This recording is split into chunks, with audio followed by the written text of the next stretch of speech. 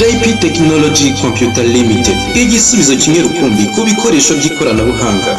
Tugufitiye laptop, desktop, ibishyashya ndetse na occasion. Tugufitiye hard disk z'ubwoko bwose, yaba iza laptop cyangwa iza desktop. Tuziguha mu ngano yose wifuza, kuva kuri terabyte 2 kugeza kuri terabyte 16. Tugufitiye accessories za computer, kuva kuri screen zazo, keyboard, souris, VGA, network cable, DVI, HDMI ndetse n'ibindi byinshi.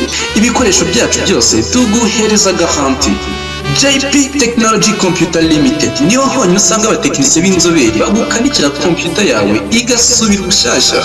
Ku bindi bisobanuro wadusanga imbere y'isoko rya Nyarugenge, waduhamagara kuri telefoni igendanwa ariyo 0788 90 25 58.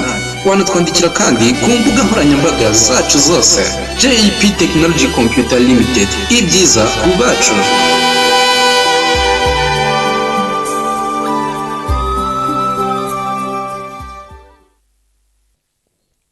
Dutangiye episode ya mbere kukiswe Love in Pavilion Tower. 这摘星楼便能完工了。 iraza kuba yuzuye mu minsi 10 ngo ni Demon Lord start picking tire villa.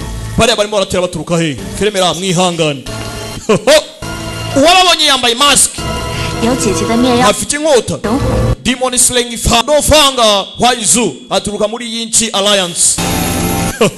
Tumuzi muri Ajani to Love Haruyi yagarutse muraka akakitwa Dofanga Chilan nakubwa byinshi ngwiki abahiga ama diamond gusa ntimugire kiba bivuze ngo ufashe iforume yavuze nta nangongo ntumari bo bubaka inyubako nkuko bayisenye nyuma yo kugira ngo nyuma yo inyubako yuzura narahise mbica bose nakoresha amagufwa yabo n'intwaro zabo mu nzira nimba ari mu muryango w'abanangongo nkuko nawe barimbuye wawe ntago bihagije subihore bihagije hasubundi urinde yani magambo uyu musore maso ijana yahoreye akagakobwa bica umuryango w'abanango wose baramumara hati none se ku muryango w'abanango bawurimbuye weho ntago wahorewe ntago bihaci alliance yari kuba nango umuryango w'abanango wari kwemeza yici alliance kugira ngo baze kwataka mu yani magambo uyu mukobwa ntaba yararokotse n'uyu urahanga uvuga ngo ni maso ijana ni byiza none se imbaraga za Poison King ntago zihambaye